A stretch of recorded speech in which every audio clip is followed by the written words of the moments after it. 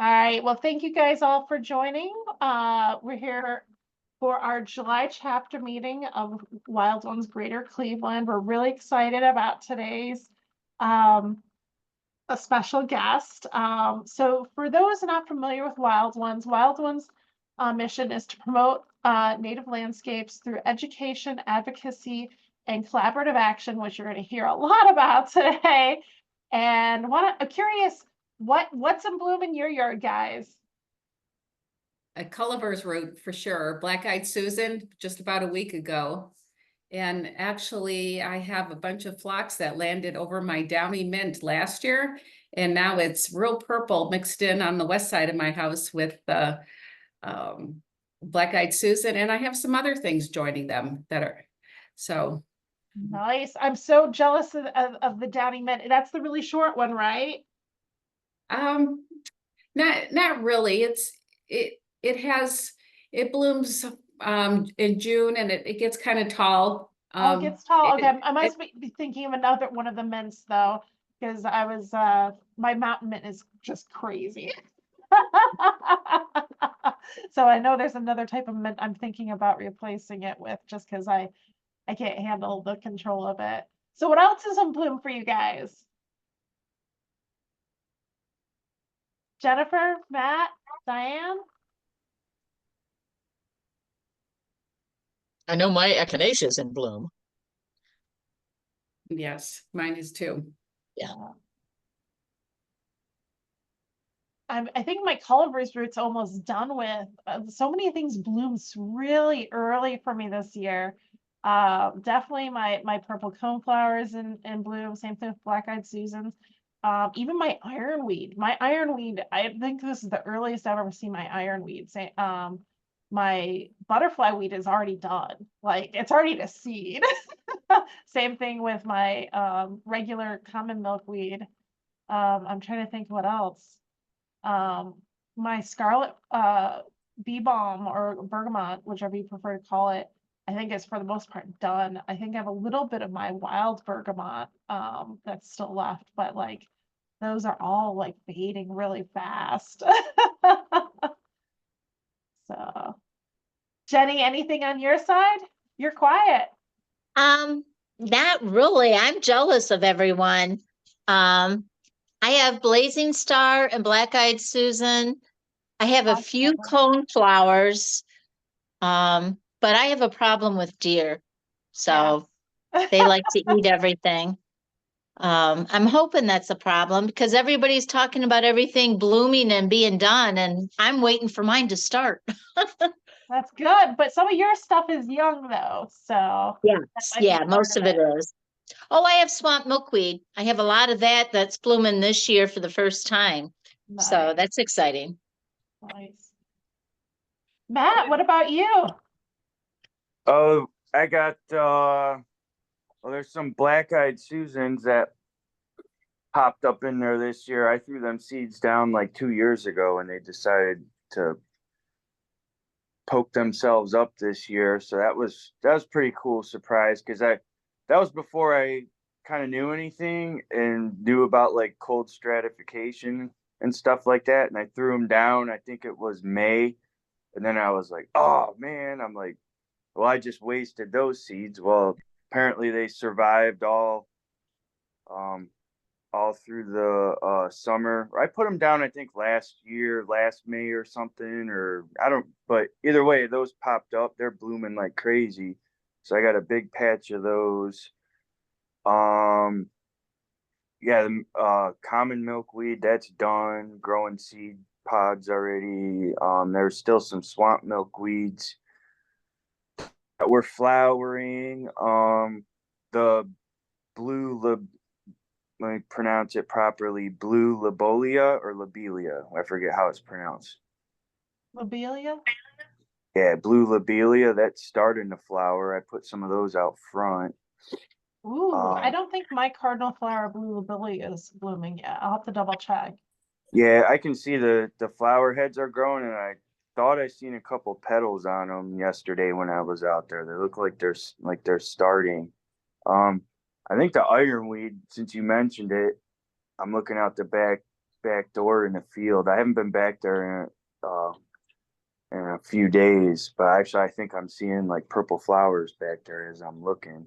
Some blue vervain is blooming. Plenty of fleabanes back there blooming away. One other blooming thing that I knew I had to address and focus on that this year that's going to turn out to be a huge disaster to take care of, which is there was a bunch of hedge bindweed starting to bloom back there. And I seen it back there last year as I started getting more aware of, and well, actually technically I think hedge bindweed is actually a native plant and field bindweed is invasive, but hedge bindweed, from what I gathered, is actually native, but it's definitely it's an invasive native, that's for sure, because it pretty much wants to take over the field. So I went back there just trying to control it. I just mowed everything down that was in where it was growing and finding out where it's coming up, and I'm gonna have to probably do some spraying and stuff like that and try to get it under control, because I let it go wild for like 5 years. So that turned out to be a mess. And there's of course, there's going to be a bunch of seeds in there that I think have like a 40-year lifespan. Like they're Oh, viable. geez. Yeah, I guess they're viable for like 40 to 50 years or something. So yeah, hopefully those get, whatever's gonna germinates, and I don't know if burning will kill the seeds or what, but either way, I pretty much have it mowed and contained. So that's a task on its own there. That's gonna probably be years to get that under control, but well, you live and learn. No, But this is a great time of year. I like so many beautiful flowers out there. So thank you yeah, guys for sharing. yeah, Um, trying to think of other things that are blooming back there, but I'm just slipping my mind right now. But no problem. Well, we can always chat about it later. Thank you. All right. So our education topic, Sherry, would you like to introduce our guest on our topic?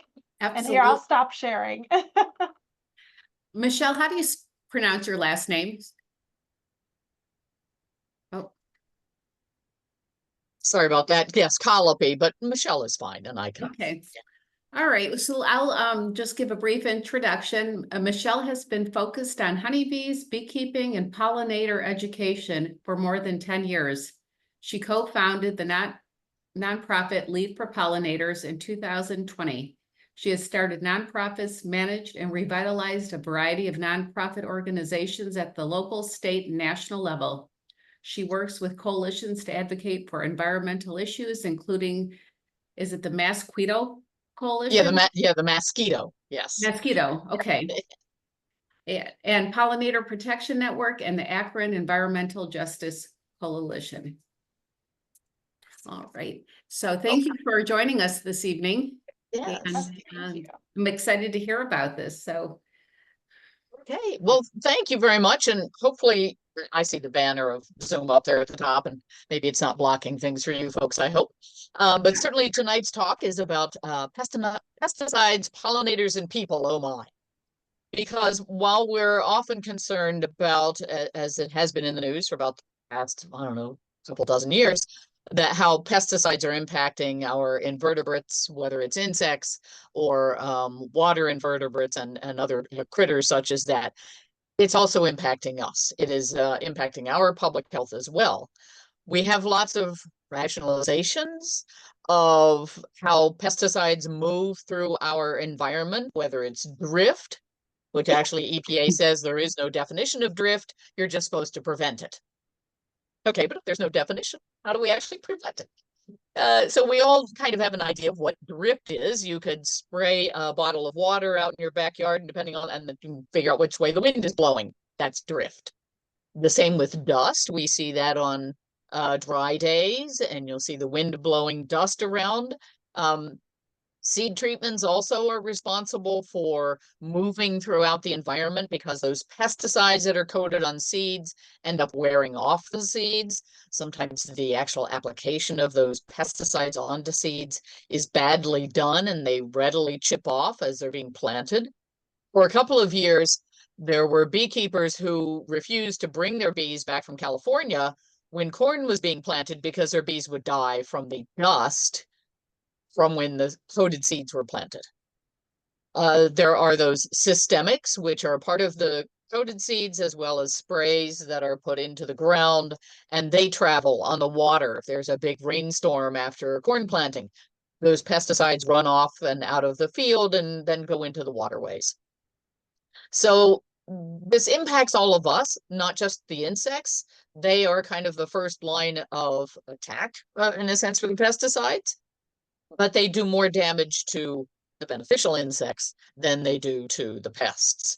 As we know that, pests always get used to certain things. We even know that with the COVID vaccine, which is why they had to keep getting the different variants that happen because they take advantage of weaknesses and we have to get another vaccine. It's the same with pesticides. We use the same thing trying to treat for pest insects, and eventually they build up immunity to it. So certainly, I am with Lead for Pollinators. As Sherry introduced me, I talk and do a lot of work around leadership, education, action, and development.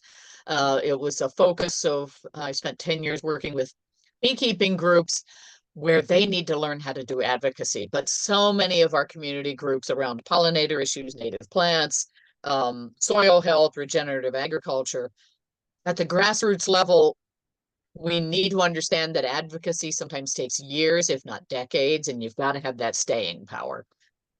So we help with that. We will join like with those coalitions, and we help to keep them motivated and keep them going so that we can accomplish our work. The Mosquito Coalition is out of Massachusetts, and we are working on mosquito control pesticides in order to protect fish, the waterways, soil, and beneficial insects, because mosquito control pesticides don't control mosquitoes. They just don't. So certainly, we've got our living organisms, and that includes us, are exposed to herbicides, fungicides, insecticides, the adjuvants within those formulated mixes, the surfactants, which make things stick, and then certainly those PFAS chemicals, which have really been in the news. Because even in Massachusetts, we discovered that Anvil, which was used, that's the name of the brand name of the product, ANVIL.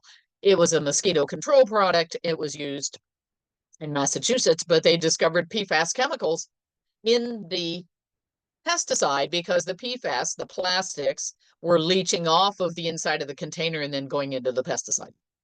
So they would spray through airplanes for mosquitoes, and then they're also spraying PFAS across their entire environment, which is a cancer-causing drug for humans. So when we look at integrated pest management, which has become a rationalization anymore, because farmers love to say it, the crop managers and things like the Soybean Council, the Corn Council love to say, oh, our farmers always use IPM. But they tend to look at chemical controls as 90% of treatment instead of a 10 or less. You have to, when you're farming, when you're truly doing integrated pest management, and beekeepers do this as well in managing pests that might get in the hive. You have to look at everything else in the environment to try to control the pest.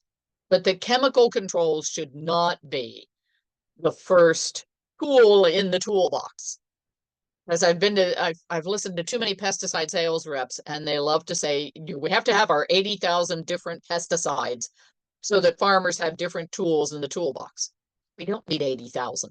We just don't need 80,000 chemicals, because what the pesticide industry is finding is their chemicals are getting weaker. So they encourage the farmers and others, sadly, homeowners too, mix those chemicals to increase the toxicity. So there's certainly plenty of research, and a lot of what I focus on is bees, because that honeybees especially is how we have that contained bee that travels throughout the environment, and we can look at their wax. We can look at the food they collect, their pollen and their nectar. We can see how their baby bees are impacted by pesticides. So it's a kind of a controlled group that we can look at and research. Native bees are harder because they don't have an actual hive. They might have a small colony, but they die off. You leave eggs for next year to emerge, but it's easier with honeybees when you have humans helping to keep them alive throughout the winter. But the research that has been done on migratory beekeepers, as well as stationary beekeepers, backyard beekeepers, in 23 states and a Canadian province, and they found, what was this, over 121 different pesticides and metabolites within the wax, pollen, and bee and hive samples. So when the bees are going out into agriculture, when they're going to neighborhood gardens, they are picking up all those pesticides that drift onto those plants. Or if, say, somebody's spraying for Japanese beetles, that pesticide will drift onto whatever is in bloom. So if you have to use, one gentleman was talking about trying to control an opportunistic native plant, you want to make sure if you're using some type of, even an herbicide, because herbicides have been found to cause damage to honeybees and other pollinators, that you've got to do it when nothing is in bloom around it, because that's when the bees are there. That's when pollinators are at any plant, is when it's in bloom. You know, we don't see the milkweed or the monarch butterfly at milkweed when it's going to seed. It's only when it's in bloom. So you've got to make sure that if you are using any type of chemical, even if it's a supposedly natural or organic one, do not spray any of this stuff around anything that's in bloom, because you will make the bees sick. The stuff will drift. It just does. Even if the bees walk across the leaves of a neighboring plant, they're going to pick it up on their feet. You know, just like we do when we go outside, we pick up stuff on our feet. Now, there are still those folks who love to think that it's not been proven that pesticides are harmful. Well, you can do any basic research, and you can find tens of thousands of articles and research by peer-reviewed scientists that pesticides are harmful to pollinators, to us as humans, to other mammals. For gosh sakes, they have found pesticides in the it's called this, a mucus plug of a whale. So through their blowhole, they have found pesticides in that. So it is everywhere. They drift. They really do. So, it's 17,500 results, and that's in, what is it, a little more than a second of research. So the research is there.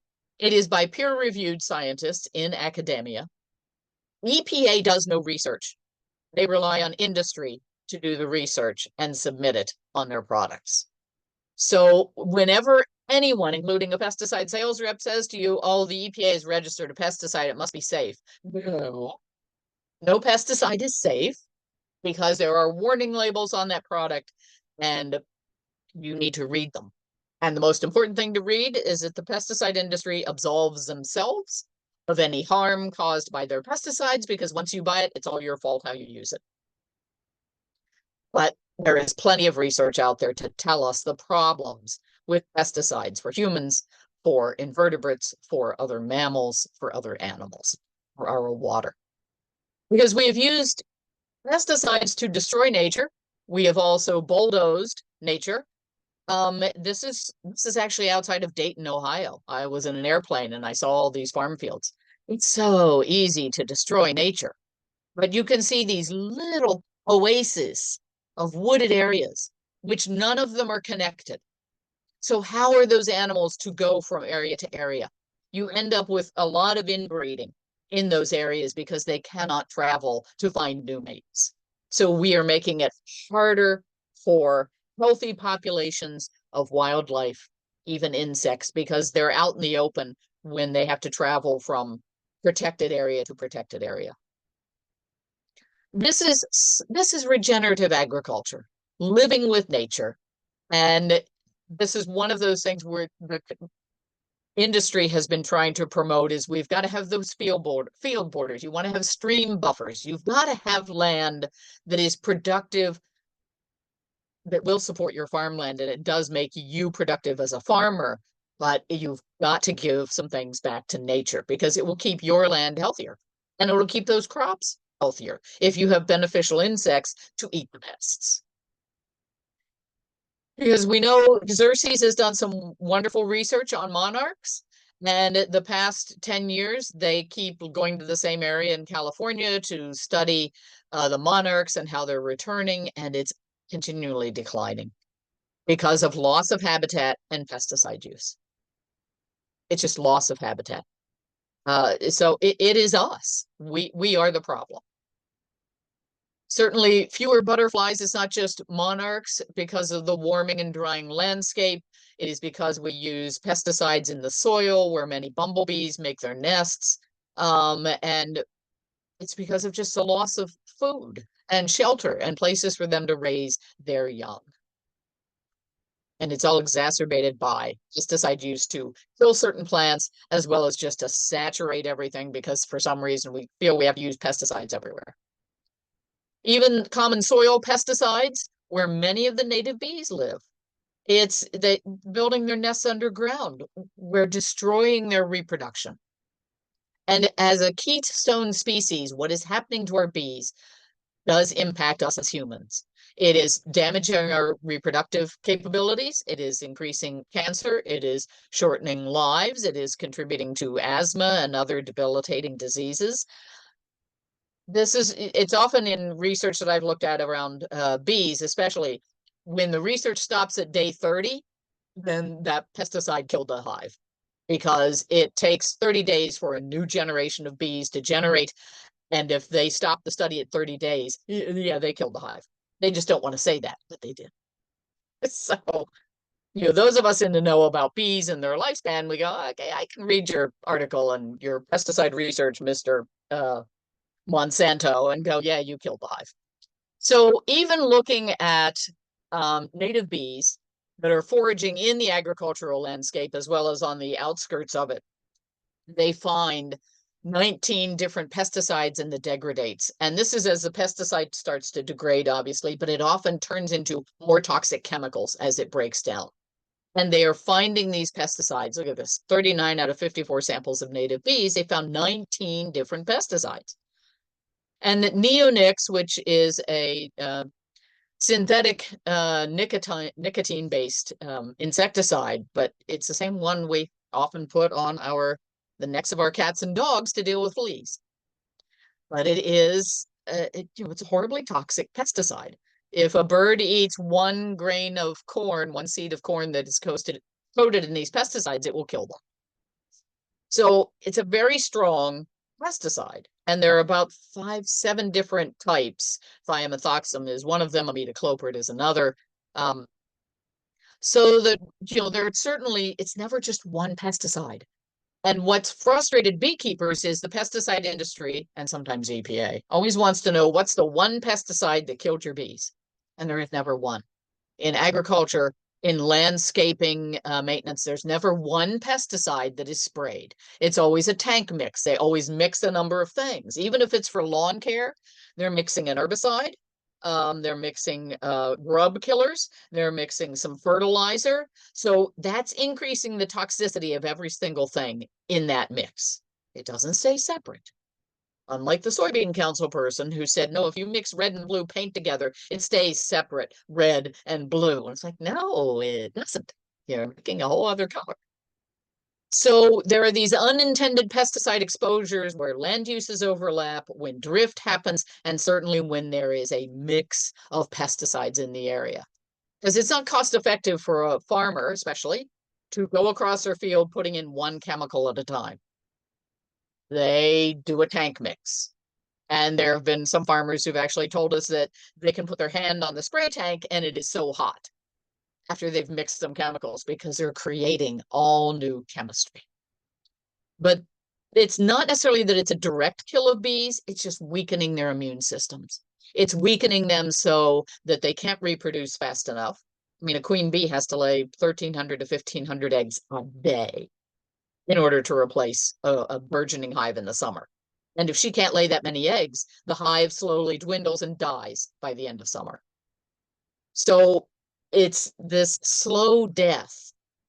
10 years ago, they were pushing colony collapse disorder, and that was the pesticide industry rationalizing what was killing bees. And it was still the pesticide slow death in hives. So when we look at, the basic tank mix of different pesticides, it's damaging the bee larvae. Certainly, like all babies, they are the most at risk for any chemical sensitivity. That even some of these so-called inert ingredients are highly toxic. You've got that chronic dietary exposure to fungicides, these pesticide mixtures that are just, again, impacting the overall health of honeybees. And then it gets into the pollen because it's in the flowers. So the pollen comes back to the hive, and that pollen is fed to the next generation of bees. So they're not starting out well. Just like children who have malnutrition, they're not getting a good start in life. So that when we look at that trapped pollen, which is a high protein source for our bees, and everything needs protein, that you've got 53 different pesticides. And in the bee bread, that is something that the bees make to feed to the baby bees. They found another, one of 17 different pesticides in the samples of food fed to babies. So even when the pesticides get into the frame where the bees are working, and this is a really old, dirty frame. This beekeeper should have gotten rid of this frame, but it stays in the wax. The pesticide stays in the wax because it's in the dark. It's not impacted by ultraviolet light to help break it down. So it stays active and it travels through the wax. So you could have bees shopping for pollen and nectar in, say, one of your gardens, one of your fields of flowers. But then they bring it back to a frame that looks like this, and that pesticide makes all that pollen and nectar toxic because the pesticide moves through the wax and even can go around that wood frame to the other side. And it causes such a high mortality of the next generation of bees. So even with water, and people do forget bees drink water, that on a hot day like we've had, oh my gosh, a strong hive in the summer of 60, 80,000 bees can consume 1.5 gallons of water a day. So that's why it's important when your bird bath is out there, refresh that water. Go out and save the bee that went in too far, and I put him over on the side, put her over on the side. They need that fresh water. So when we've got corn planting that happens out in the Midwest, this is one of those issues when corn is planted and corn seeds are coated in pesticides. The rain washes those pesticides off those corn seeds, and it goes down into all the rivers and streams where the bees are going to drink, and then they get poisoned by the neonics. And what happens to the bees when they are exposed, whether it's the dust from corn planting or the neonics in the water, is they spasm themselves to death because it's nicotine. It's a synthetic nicotine. They spasm themselves to death. I worked with a beekeeper who took a video, and it's just heartbreaking to see these poor bees just with their feet running, and they're laying on their side until they wear themselves to death. Because when we're interrupting the cycle of the beehive, you're forcing the bees to start to work too soon. It's like the first 1 to 2 days of a new bee's life, they're going to clean the cells and warm the brood nest. You get to day 3 and 5, they're feeding larvae to the next generation. And by 12 and 17, they're making wax and helping to work inside the hive. 18 days to 21, they're working at the guard entrance, ready to go out in the hive. And at day 22 and after, they're foraging for nectar, pollen, propolis, and water. And this is why the queen bee has to lay up to 1,500 eggs a day to replace bees that in the summer, it's lucky if they last 45 to 90 days. But they work themselves to death. But when you throw in, out in almonds one season, pesticide applicators put in a insect growth regulator with a fungicide. So all the baby bees were born, and in that picture in the bottom, they're all chewing their way through their cell. They're just being born, and then they died because of the insect growth regulator. They just died after they chewed their way through because it was the chemical mix of the fungicide with that insect growth regulator. That. And while the almond grower can claim insurance for his crop loss because, well, the bees he rented all died due to his own negligence, the beekeeper gets nothing. The beekeeper's out 10, 20, 50,000 hives because the applicator in almonds that summer, that February, sprayed fungicide and an insect growth regulator. So when we look at our own health and these pesticides, and don't be stressed out by looking at some of the names. Certainly, I think all of us can say glyphosate. You want to know the chemical names, not necessarily the brand names. While yes, Roundup has glyphosate as its active ingredient, it has a ton of inert ingredients in order to boost the power of glyphosate. And many of those inerts break down into other things, including glyphosate breaks down into other things. But its impact on human health, glyphosate's impacting the nervous system. You've got trifluralin, which is dermal irritation. You've got methoxychloroquine, with impacts the nervous system. You have others that give you dizziness. Some are DDT, of course, we all know is a carcinogenic. That chloran impacts the kidneys. So all of these, whether it's a fungicide, an insecticide, an herbicide, the formulated mixtures of these products are harmful to us as well, depending on how we use them, certainly. And few people read the warning labels on, I know it's really tiny type on those pesticide labels, but you really should read them. There are some pesticide labels that will tell you whatever clothing you're wearing when you apply the pesticide, throw away or burn the clothing.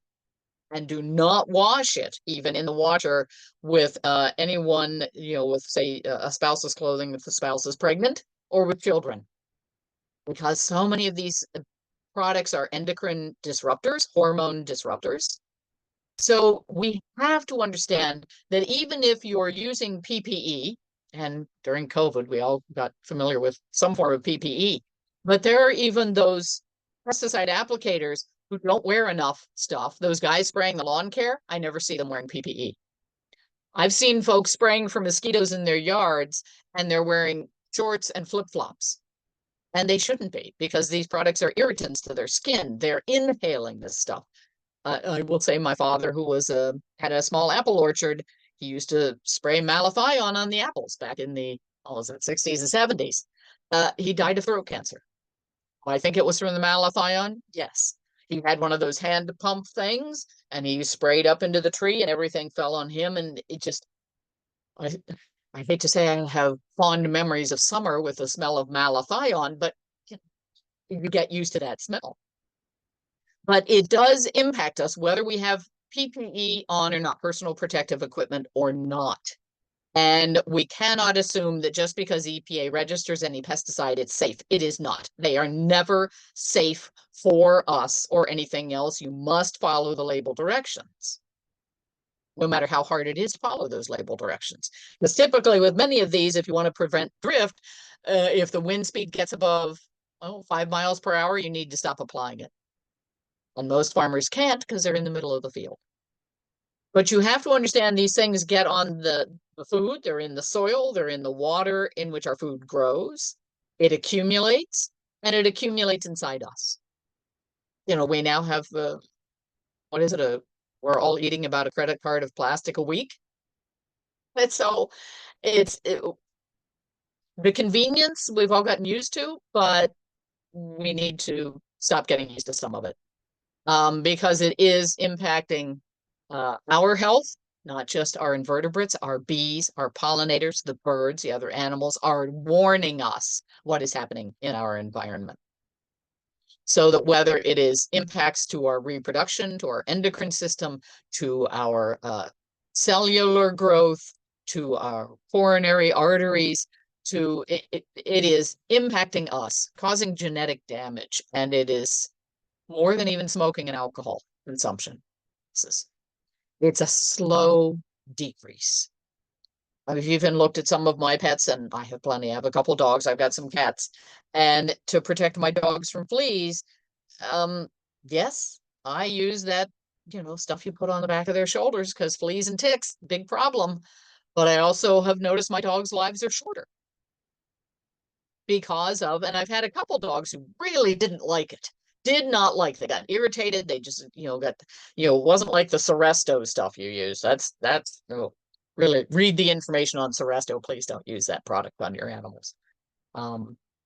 Because again, it's often the inert ingredients that are not inert. They're very inert. But on the label, it says it isn't. So we have to understand how these pesticides that we use to what we think is control pests are really causing damage to us as well. It's a slow change. It's not as if you go out and spray, you don't want any dandelions, which I think this group's okay with dandelions. Hopefully you are. That's bees need their dandelions. I know it's an invasive and it's a foreign plant, but let's move on. So, but still, you can either bend over and dig up the dandelion or just let it grow. But why spray these things when there is a benefit to them? And if it's not taking over, like the one gentleman was talking about, the one native plant, it's invasive, just like poison ivy. Poison ivy is a native plant, but you want to control that. But there are ways to do it where you can stay safe and the environment can stay safe. And sometimes it is a matter of getting some goats and having them come in and eat things, help control. And you get some fertilizer. We have to change how we deal with these things. We have to work with Mother Nature instead of making her toxic and everything around us toxic. Because we're impacting our next generation, our numerous next generations. Because many of these things have a half-life of not just decades, but sometimes 100 years or more, especially if they get into the sediment in the water.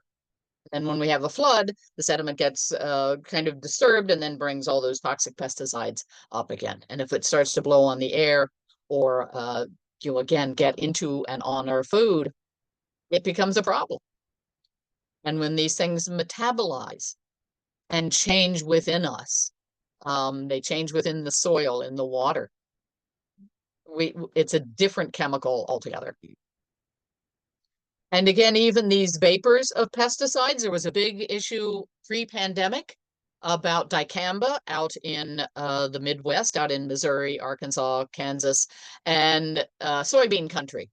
And farmers who had dicamba-resistant soybeans, so genetically engineered soybeans, would control weeds by spraying dicamba, but that stuff vaporized. And when it vaporized, it was very much like chlorine gas. It would just go very low over the countryside, killing any green leafy thing it hit, because it was an herbicide. So, and I will tell you, Monsanto said it was the fault of the farmers because they didn't know how to use the product. When Monsanto and Bayer knew exactly that the stuff would vaporize and become a vapor if you applied it in a certain temperature range. And they decimated some forests, parklands, because of the dicamba-resistant seeds. They would kill another farmer's soybean crop across the road if that farmer's soybeans were not genetically engineered. So the pesticide residues are a big problem for anybody in organic growth, especially if a commercial field is near them, because things drift on the wind. So, but many of these things are mimicking or antagonizing natural hormones. Even, what is it, the latest thing in Florida, they were going to release sterile male mosquitoes to try to reduce the mosquito population. Well, I hate to quote a film, but Mother Nature finds a way. So those male mosquitoes won't stay sterile for long. But when we've got asthma-like symptoms, when we've got an increase in asthma and other related breathing issues, a lot of it is also the exposure to insecticides and other pesticides. It is there. It is impacting us. Just because you spray a pesticide once and your arm doesn't fall off doesn't mean it isn't harmful to us or others, to our risk of our health, as well as, again, those things that have a shorter lifespan, like honeybees and native bees.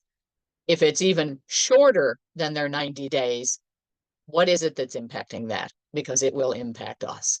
Whether it's not just farm workers or pest control workers, it is also anybody who is near farms or agricultural fields. It is anyone who lives near a neighbor who sprays their lawn. Because if you ever watch those guys, they spray high, they're not down toward the grass. And the root system of grass, as you folks will know, it's maybe 3 or 4 inches. And that's hard packed soil. That's not really even soil. Your front yard really isn't, unless you've got native plants breaking it up. So all of those chemicals always run off. I've never understood why people treat their lawn with anything, because it always runs off with the first rain. It never gets into the actual plants.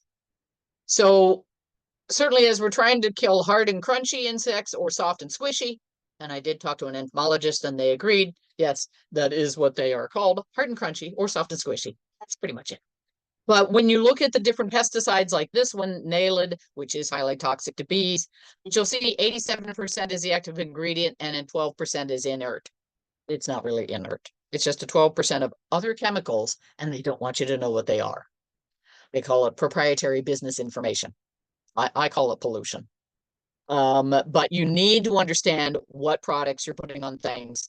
You need to read these labels. The environmental hazard section has to be on every label. This one clearly says that it is toxic to bees exposed to direct treatment on blooming crops or weeds. So again, if you're going to spray something, try and kill something that's invasive, do it when nothing around it is in bloom,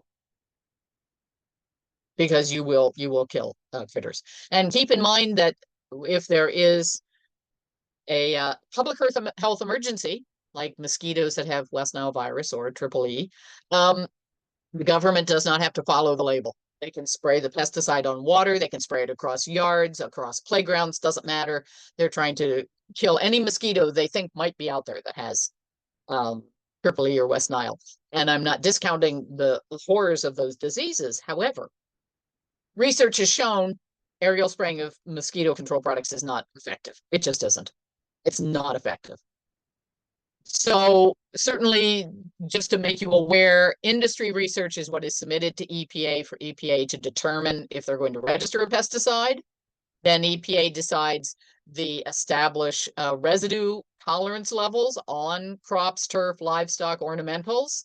So they know residue and drift will happen. So they assign how much residue from those pesticides can be there. They establish indirect and inadvertent tolerances, again, saying things drift, of supposedly what we can eat on our zucchini or our eggplant or in our beets. It won't kill us, if we eat, say, 6 beets. So it's not supposed to theoretically harm us when we talk about parts per million or parts per trillion. However, this is based on one exposure. It's not based on a cumulative exposure of various vegetables, fruits, plants, meats, and water that's consumed daily. So when EPA looks at the risk of how many parts per million of a pesticide can be on something, or whether it's in the soil, on a plant, in your food, in the cow, in the beef you're eating because of the crops the cow ate, they are only looking at one exposure of one pesticide when that's not how life is. It's this accumulation of these tank mixes of pesticides with all new chemicals. And I'm not trying to terrify everybody, but we have to understand how EPA really is not there to protect us. Someone just said EPA, friend of mine in the coalition, said it was every pesticide all the time. That's what EPA stood for. Every pesticide all the time, instead of environmental protection. And some of that is because the government will not allow them to be truly a regulatory agency. We have in the beekeeping world, we have these things, and here in Ohio, we have Drift Watch. I don't know if any of your members have heard about that, but it is all voluntary. And the applicators do not have to tell anyone when they're spraying, whether it's near a school, whether it's near agriculture or a beekeeper. It's all voluntary. And we do not have pesticide use records in Ohio, so we don't know how much is being sprayed and where and what. So when we look at those half-lives of pesticides And it's, you know, we've got, again, like even the pyrethroids which are the synthetic of pyrethrin. It's 7 to 8 months. It can be 100 days in the water. You've got diphenthrin, cypermethrin, deltamethrin, esfenvalerate. And you can see how long this is still toxic. Even if it's 21 days in water for esfenvalerate, still highly toxic to bees when the sun has not, ultraviolet light has not broken it down. These things last, look at this, up to 5 years for permethrins. So sometimes what was used on your yard before you bought your house, those insecticides are still there. Now, imidacloprid is one of the neonics, and it has a half-life of up to 997 days. Thiamethoxam, look at that, half-life up to 638, and that's from Syngenta, who makes the stuff. That's a pesticide industry. EPA even states that the neonic clothianidin has a half-life of over 1,100 days. So it continues to kill. It continues to break down and become other chemicals. There was an interesting story. It was, I believe this was pre-pandemic, just at the beginning of the pandemic, where out in Mead, Nebraska, there was a company who was burning leftover corn seed. They were burning the corn seed for ethanol. However, the corn seed was all coated with pesticides. So you would think when you burn corn seed, it would not be that weird green color because of the pesticides that were on there. The burning of the corn seed with pesticides did not kill the pesticides. It did not break down the pesticides. So that when that burning happened and the smoke was emitted from the burning process, it caused major health problems in this small town in Nebraska. Such that thankfully there was Judy Wu Smart is a university bee expert out there, and she called the alarm on this one because people were calling in saying they were dizzy, their dogs had bloody noses and they were spinning in circles, that birds were dropping out of the sky, that the bees were dying. So what Judy Wu Smart, the researcher, found, and she's a PhD, that it was typically clothianidin, thiamethoxam, and imidacloprid. It was all neonics, and the EPA safe level of parts per billion was 11 parts per billion for the one, up to 17.5, and then 358 parts per billion. That was safe. When they analyzed what was in the air, what was blowing on the wind at this ethanol plant, clothianidin was at 427,000 parts per billion. This is why people were getting sick. The dogs were spinning in circles and had bloody noses. Thiamethoxam was at 85,000 parts per billion.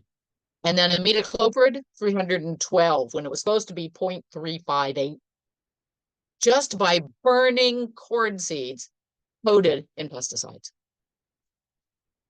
So we know, you guys are native plant folks, you realize these native plants just have roots that go so far, protect them from drought, that break the soil, that provide that nutrition, that bring the healthy funguses and other bacteria together to enhance the soil. And that middle thing in the middle there is grass.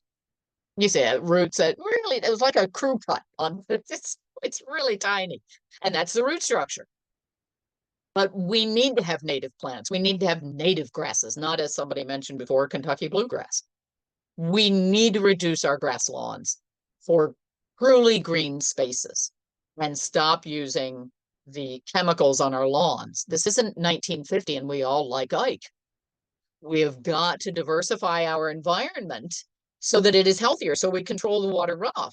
Here in Akron, we've had to put in millions of dollars of these huge tanks to collect our storm water so we can then treat that sewage. Well, if we had more lawns, we'd actually have less storm water going into the storm drains because our yards, if they had all these native plants, and you know this, you guys have yards of native plants, you know how much rain it holds and it absorbs all of that. Because when home gardeners are out there using fertilizers and other pesticides, they typically use more than farmers. In our pollinator habitats, we know they can be award-winning. They can be certified. We can help to educate our neighbors.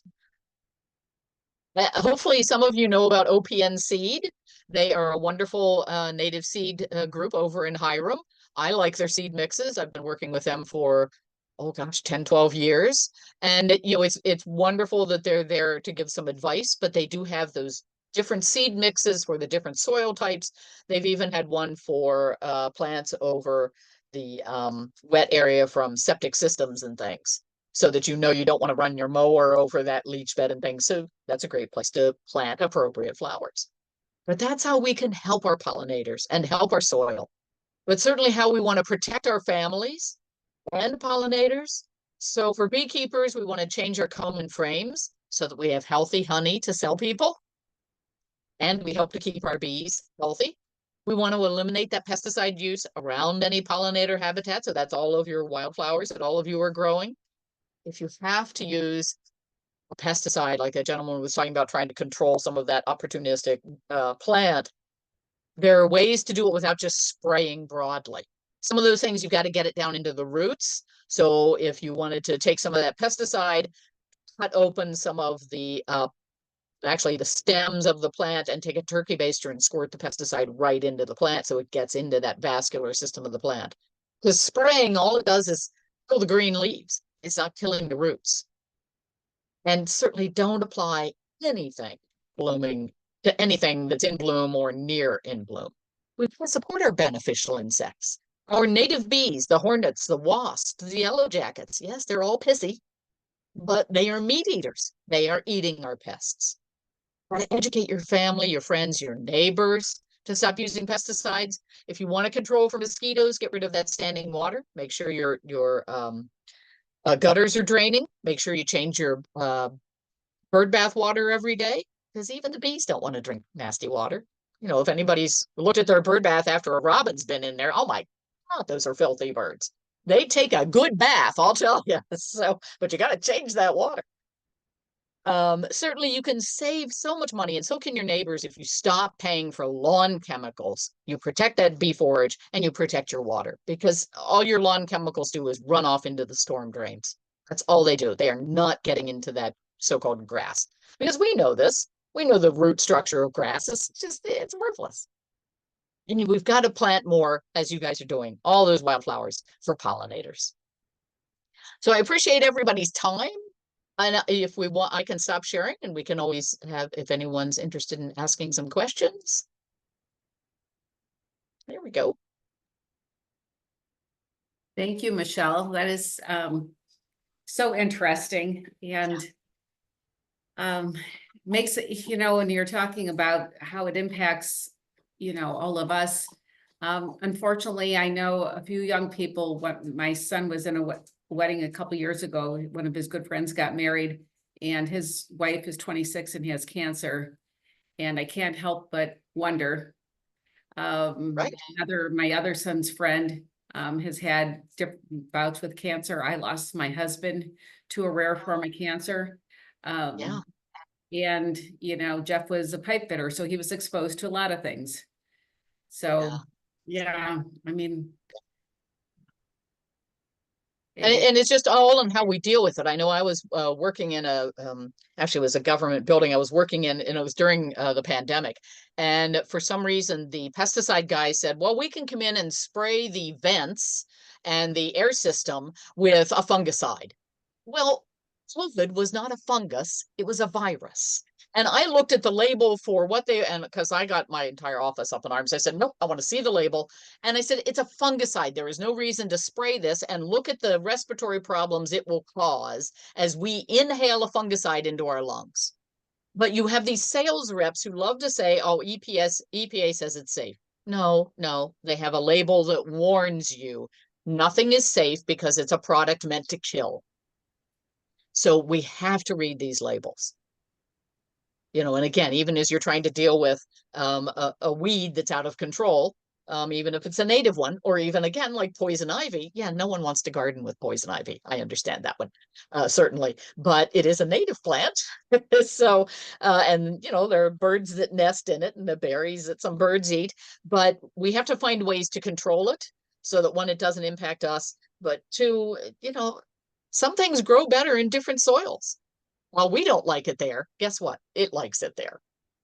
We got to work with nature. Thank you. Yeah. Well said. Well said. All right. Any other questions?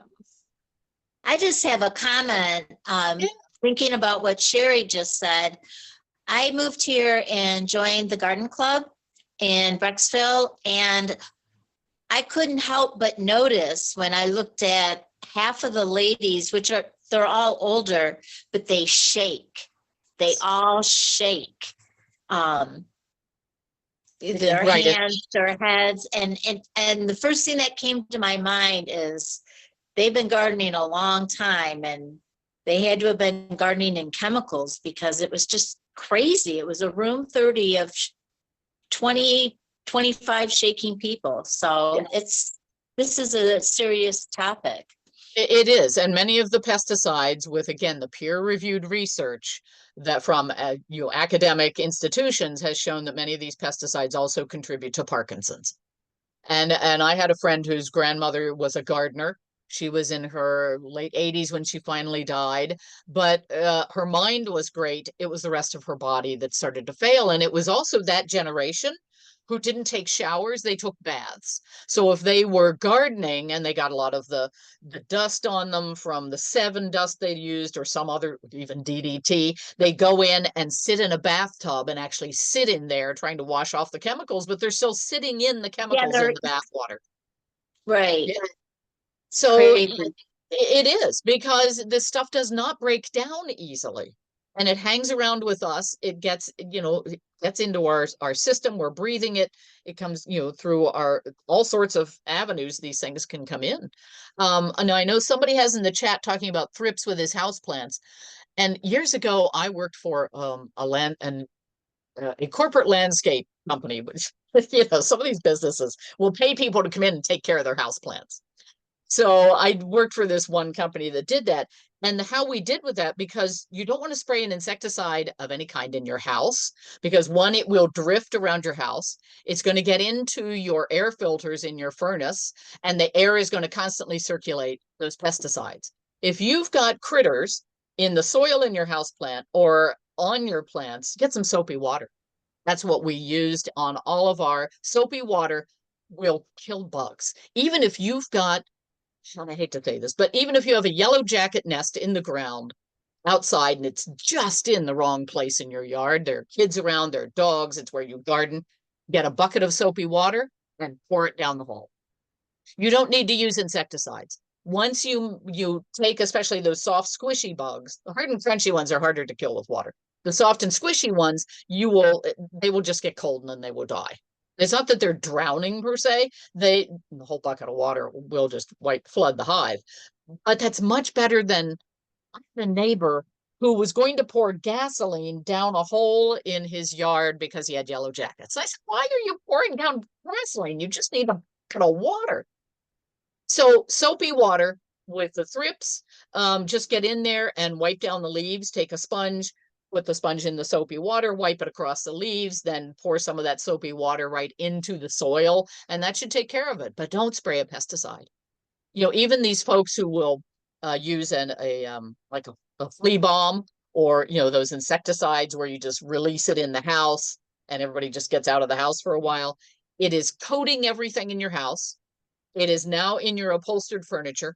And it's going to get into your air system and constantly circulate. It's going to be coating the side of the walls of your ductwork, and it's going to constantly go through your house. It will not be a one and done. You will be, for the next 6-8 months, if not longer, be experiencing and breathing in that insecticide you sprayed in your house to deal with, say, the fleas the cats brought in. If you want to clean your house and it's fleas, you got to vacuum. It's interesting. I met with a bear sales rep at one of the conferences I was at, and he heard me talking to some folks about educating them about spiders. And he said, well, we have this whole array of chemicals to kill spiders. And I said, well, sorry, sir, and I don't mean to generalize, but I guess you've never used a vacuum cleaner in your house. Ask any woman who has used a vacuum cleaner, and especially if it has a wand or a tube on it, you will suck up all those spiders and the spider webs. You're not going to spray stuff all over your house. That's what a vacuum cleaner does. You just suck up everything. And that's the best way to do that. But here you have a sales rep going, no, let's put lots of chemicals around. What, for your children to touch or pick up or blow through the house? Come on. That's why there's a Kirby. and it has a wand. You can go up into the corner and there you go. You just suck up those spiders. But keep in mind, you have spiders in your house because there's food. So, they're taking care of even the pests in your house. So let some live. If you can cope with spiders. I know some of us can't. We suddenly become 5-year-old girls. And I say that even to the men in the room, that suddenly you see a spider and you scream like a 5-year-old girl. Because they move so fast sometimes, or suddenly they're just right Yes, down. especially when it's in your face or suddenly. Yes. Yeah. Yes. Yeah. Bugs So don't hopefully, bother me, mice do. I don't like mice. yes. Yeah, because they move kind of fast. Although I've got a number of cats who they're well fed, and I actually had a cat bring the mouse into the living room, and all the other cats were around him going, "Oh, that's interesting." Then he puts the mouse down and it runs off. The cat did not do its job. But that should help you with those thrips with your inside and anything with your inside indoor house plants. Really, soapy water, because sometimes you get bugs in the soil you buy, in that topsoil you buy. So if the weather's good right now, put some house plants outside to get the wind blowing through it, get some real sunshine, but use that soapy water and that will take care of it. The spiders at our house tell me they come for a snack and stay for the decor. Okay. It's nice of you to decorate for the spiders. Yes. Nice. All right. Any last minute questions before we move on? Well, certainly, if anyone has anything, you can always reach out to me at Lead for Pollinators, which is my website, leadforpollinators.org. And feel free, or of course, again, Sherry's got my contact information too. I'd be happy to hear from you, and happy to connect with some folks who are working on those regional environmental issues. We're doing a lot of that work down here in Akron as well, whether it's the tree canopy, trying to restore the Innerbelt neighborhood once they dig out that highway. We're looking at, we have a plastics plant that is coming in that is, of course, over in a poorer neighborhood. We are moving a waste transfer station, and we're trying to get that not dumped into the poor area again. This is some of those things we don't think. There's a lot of racism too associated with environmental issues, and we don't think people who are low income or people of color care about the environment, and they do. They live in the same environment the rest of us do. But we keep also dumping the trash things near poorer neighborhoods. We've just all got to share in what we are doing to the environment, and we all have to work together to fix it. So we all have a healthy community in which to live. Well said, Michelle. And we definitely hope to work with you, especially with some of the stuff coming up in Akron, like we've been talking about. So for those of you who joined a little bit later, we were talking about the Akron Canopy Project and a few other things, and the fact that there was not actually a commitment to utilize native plants in that effort. And so definitely things hopefully we can partner with and be stronger with together. So Michelle, thank you again so much for your time and education on this topic, and we definitely look forward to working with you, and we hope you also consider joining Wild Ones. So Yes, yeah, because you're just up in Cleveland, so that's not as far as no, say. we're all Northeast Ohio, so Yeah, okay, yeah, alrighty. all Well, right, thank you. well, thank you again. You. All Thank right. you. Well, if you, I mean, I can stay for your meeting just to learn more, Yes, or please I do, can. please Okay, do. This part will be short, okay. so give me 1 second. Let me and I apologize because obviously this is the time of year for vacations. So Janice is not with us today. However, so you have me. All right. Back to sharing. All right. So once again, thank you, Michelle, for that awesome discussion on this. All right, so updates on the chapter, guys. We'll keep this quick. So new to our leadership team is Craig Limpick. For those of you who don't know where, he is going to be our native plant rescue chair. And I apologize. Give me 1 second. I have to step away for a few minutes. So I apologize if everyone could just take a couple minute break. Apologize, I was just interrupted with something did you have to take care of, so give me 1 second.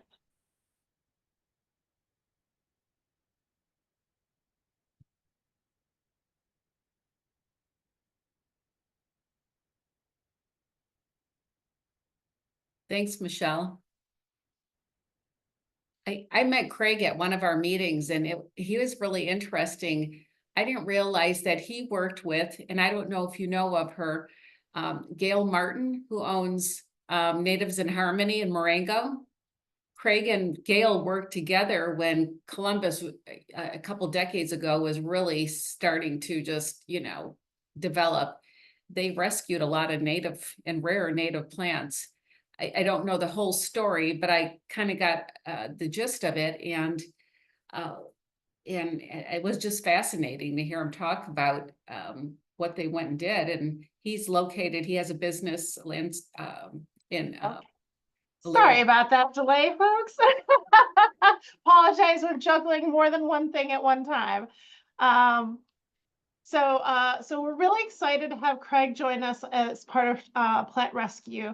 So those are not familiar with plant rescue efforts, as we continue to develop areas from construction to, this could be from brand new developments, housing developments, to expanding parking lots, to a variety of other topics, or things along that area, I should say. Craig goes in and already goes to try to rescue native plants associated with these areas, and he has generously offered to be our chair for Northeast Ohio. So if you become aware of a situation that there may be native plants at risk due to some sort of development efforts, please let us know. Craig will investigate and see if it is something that we can step in and try to help rescue some pieces of it. Obviously, sometimes this is limited due to legal liability reasons. Example, last year, for those of you in the know, we tried to do a rescue effort with regards to Lorraine County Community College. They have some beautiful lands that they've created, some prairies. They also have their grassland area and a few other things. So some beautiful naturalized areas. However, they were destroying a chunk of that to expand their parking lots. And it came down to the wire. We were going to try to do a full-on rescue, but we were stopped because of legal reasons at by the LCC side. We were ready to go in. We had some of the agreements in place, but please, as you are made aware of these situations, please reach out and we'll do our best to see if it's something that we can help. Like I said, at least we might not be able to stop some of these efforts, because that's obviously not the goal in that situation, because that means that development is already approved, but we can try to recover some of those native plants. So very excited to have Craig on board with regards to that. So since our last meeting, we've had 12 new members join us, so we're very excited. So do we have, I think I saw maybe Andrew. Is any of our new members on the line today? Does anyone want to say hi?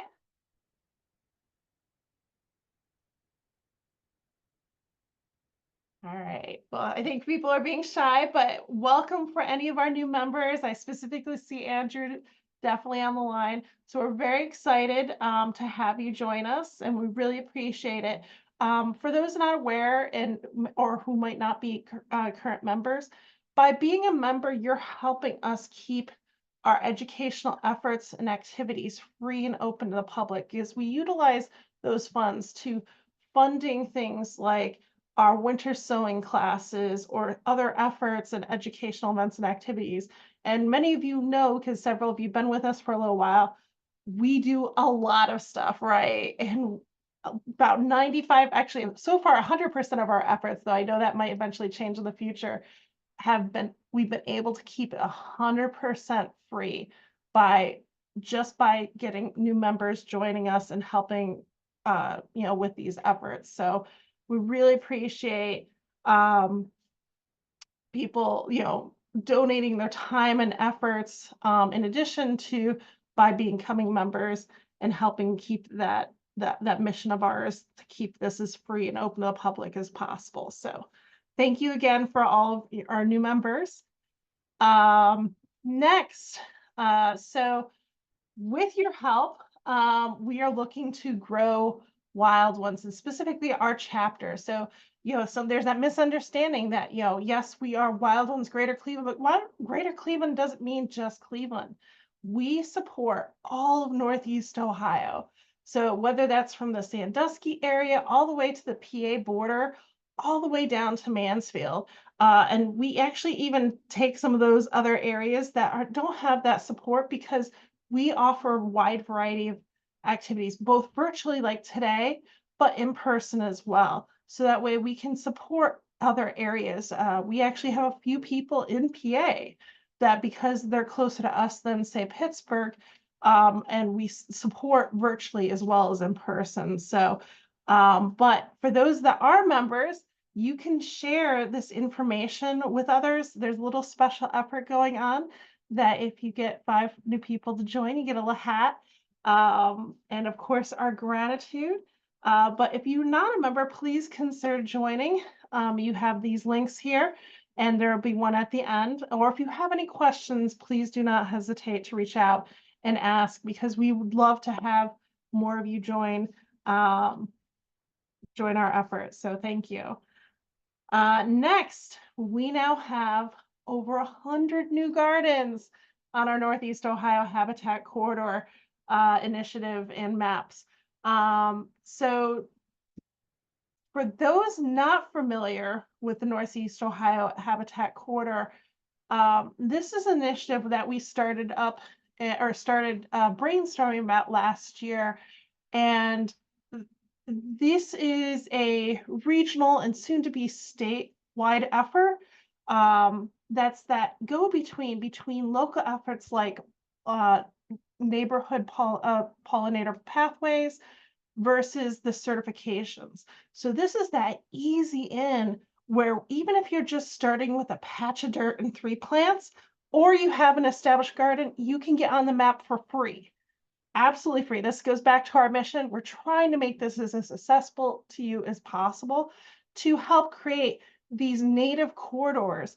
I think if for those on the call earlier, you heard about, how there's these green patches and or nature patches, whether that's forests or native gardens or prairies, whatever that is.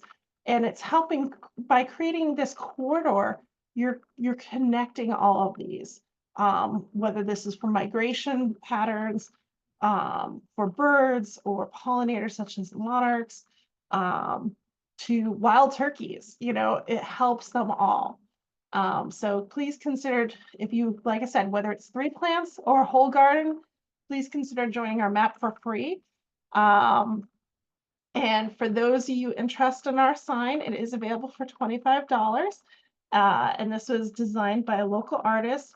And that $25 goes towards our events and activities and keeping things free and open to the public. So you can get our sign at these participating nurseries. Also, if you're willing to drive out to Berea, you're welcome to place an order with me and pick one up from me. We also sometimes have them at our local events, but it depends on the situation. So don't hesitate. And we're hoping sooner than later we might start offering it online.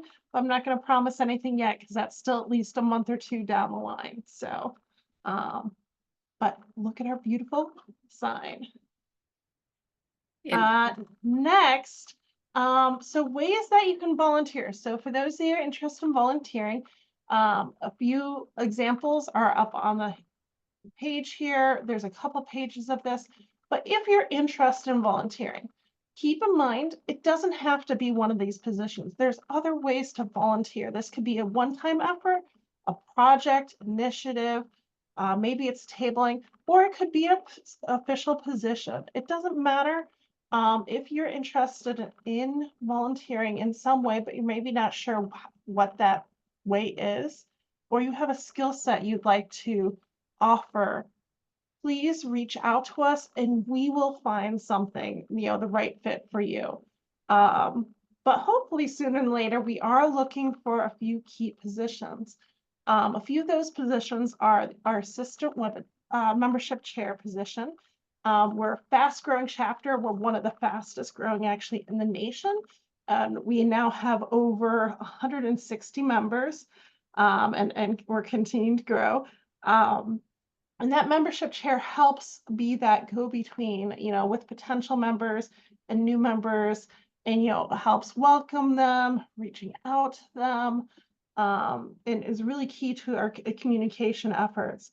Another position is our assistant volunteer coordinator. This person helps us find volunteers for chapter events, talks with our volunteers, works on our, determining our needs, anything from our supplies, tabling kits, making sure we have everything we need for these events, as well as for our volunteers. Another position we're also looking for is our assistant treasurer.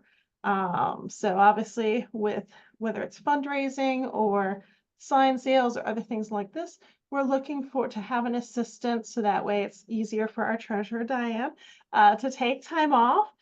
So if you have some understanding in bookkeeping and or accounting, this might be a great fit for you. In addition, next thing is events coordinator. So there's a couple different ways to look at this. So because we are such a large area, events coordinator might seem a little daunting, but this really is more for somebody that's really well organized and can work with different partners outside of Wild Ones, as well as within our organization, to make sure that we schedule events. This could be virtually or in person, determining all the little behind the scenes things, working with our volunteer coordinators, and just making sure things go off without a hitch. So if this seems a little too daunting for you, because we are so large, we are also considering, localizing events coordination efforts. So if this is something you're interested in doing for Lorain County or Cuyahoga County only, or something along those lines, don't hesitate to reach out to us. We will not hesitate to parcel this out as needed, because we recognize these are all volunteer efforts. We are all volunteers, and we appreciate anything that anyone is willing to help us with. And I know people like Agnes and others who help run other nonprofits understand and appreciate this. All right. And then next, community garden coordinator. So this chair position, as you guys are probably starting to become aware, we are starting to do more and more community garden projects. Just last month, we just installed a 3,000 square foot native wetland garden with the Friends of Impact Park. We're also going to be working with the Amherst Historical Society on the Sandstone Terrace project. We are also really excited to share that we are going to be partnering with the Cleveland Metro Parks with regards to Wendy Park as well. So we have several upcoming projects, and we would love to continue to do more and more. For those that aren't aware, we're also going to make a really big push to start helping more and more schools in the coming year. So this is something that, once again, if you're organized, even if you're not familiar with how to install native gardens, it's about keeping the group organized and helping pull in, whether it's the schools or the organization that we're partnering with, but also looking at our volunteers. And we have several designers, things along those lines that are more specialized in these efforts. Project management is another skill set would be very highly desired in this role. So that's something that interests you, please let us know. All right, moving on. So some of our upcoming events, some of these are a little bit more around town, some of these are shared events. So this upcoming weekend is the Garden Walk at Lakewood. This is not our event. This is just one that we want to make sure you're aware of. I'll actually, Agnes, do you want to talk about the Garden Walk at Lakewood, since I know you're in Lakewood? Do you want to talk about how my yard's not ready for the garden walk in Lakewood? Is anybody's garden really ready? I guess it depends on who you ask. Yeah, so I'm not part of that organization, but definitely participating. there is a list. I think it's like gardenwalklakewood.org or something like that. I think I can find the link and send it. But yeah, lots of fun people have their yards open for the day for everyone to come and be nosy. Maybe learn something. I know I won't be home most of the day, but the yard will be open. So yeah, the more the merrier. I know that we had last week it was Cleveland's garden walk. The Cleveland Garden Walk and on one of our garden walks as well. Yeah. Yeah. So it's I look forward to if once I get home, if anyone's around to chatting about natives and maybe you can meet my new fish in my pond. So you can see Betsy's garden, and you can also see Agnes's garden, as well as a few others. Marina, who's not one of our members, but she's a good friend of mine. She also lives in Lakewood. I know her garden, her front yard is all natives. There's no grass in sight. Yes, So it's wonderful. Yeah, so there's going to be several great examples of native gardens in this walk. So obviously keep in mind it's not all native gardens. There's going to be more traditional gardens as well, but there's going to be several good examples of native gardens. So go check that out this weekend. Also some other tabling opportunities, but also this is an event of ours, is the Guy Denny Prairie Tour. So this is a partnership up. Go check that out on the 27th. But also if you're interested in tabling with us, let us know and helping represent wild ones at this table. We also have the Watershed Family Fun Day on 8/17 and the Take to the Lake on 8/24. So like I said, tabling opportunities are just another great way as a one-off to help volunteer with us. Let us know if you're interested. Recent events. So we just recently did the County Master Gardeners, a tour of gardens. We also did the Agrimustal Store Native Seed Library launch and walking tours. So this is just this past Saturday. We're very excited. This was in partnership with the Sierra Club and Cascade Locks Park. So this is our very first native seed library. Seeds are in there, and our group will be monitoring this once a week and replenishing seeds as needed. So hopefully you'll see more and more of these pop up. We also just had our self-guided native summer garden tours this past weekend. So some very beautiful gardens. We appreciate everyone that opened up their gardens. We will have a part 2 of this in August. So more to come up on that. And speaking of upcoming events and activities, I already mentioned the Lakewood Garden Walk, so we'll skip over that. But also this Saturday is the Rubber City Reuse composting class and tour. So definitely go check this out. This is in the Akron area. And like I said, it's free and open to the public. The following Saturday, we have the tour at Guy Denny's Tall Grass Prairie. That is from 10 to 1. And